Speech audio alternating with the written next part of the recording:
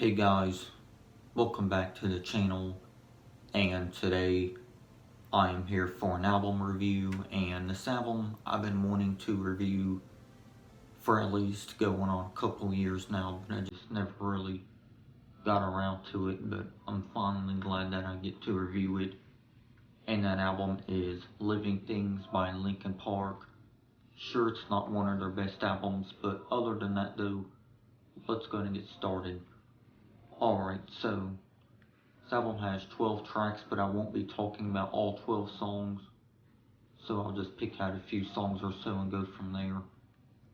So yeah, let's go ahead and start with talking about the song Burn It Down. Burn It Down was the lead single, I think, from this album. At least it was the first song that I ever heard from this album back around somewhere in 2012 when I still lived in Illinois, so pretty good memories there, listening to the song all the time on my little MP3 player I used to have back then.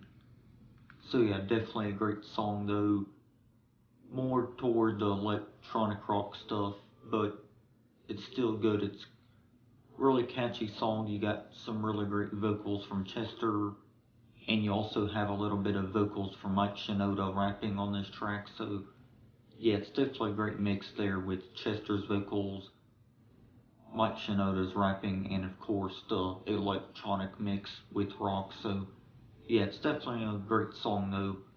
So yeah, Burn It Down is one of my favorites on the album. I love that song. Loved it in 2012 and I still love it here in 2021. Definitely a great song. One of my favorites on the album. Alright, the next song I want to talk about is Lies, Great Misery. This is one of the shorter songs on the album, but I still really dig it though. I really like the chorus where Chester is really aggressive in it with the vocals and stuff and the lyrics. So yeah, definitely some really great stuff there. So yeah, man, the song just is really aggressive, man.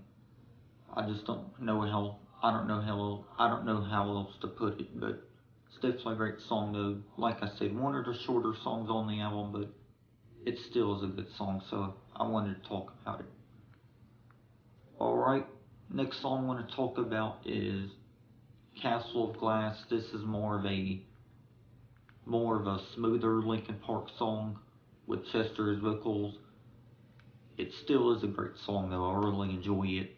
One of my favorites on the album again, alongside Burn It Down and Lies, Great Misery. So yeah, Castle of Glass is fantastic. It really is.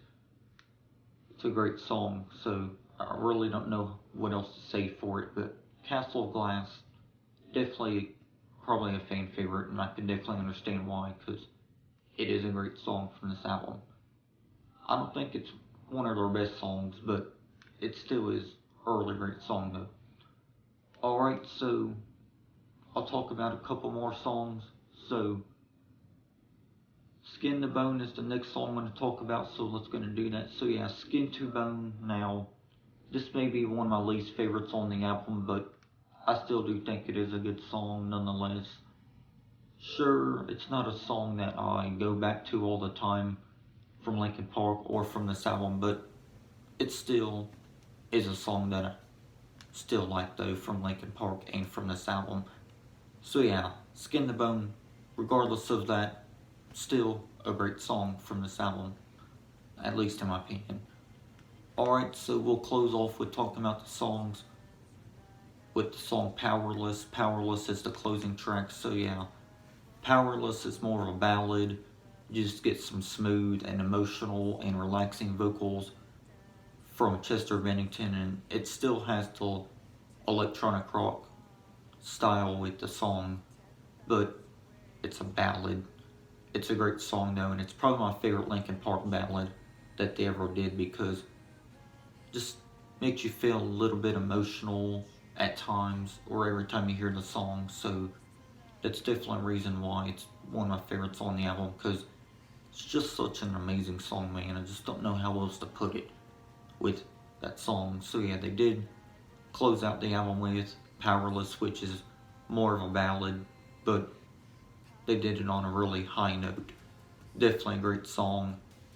Is it a song some people like? Probably not, but me personally, this has always been one of my favorite songs on the album ever since I heard the album in full years ago.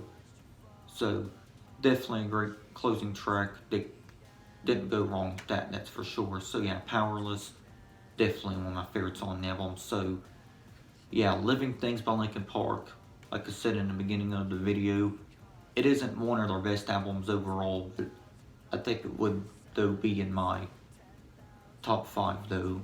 I know that's unpopular among majority of Linkin Park's fan base, but it is in my top 5 Linkin Park albums though.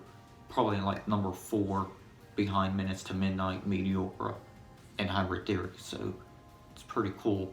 So yeah, Living Things, it is more of a electronic rock album for Linkin Park, away from their alternative metal sound or their new metal sound. But either way, it still is a great album.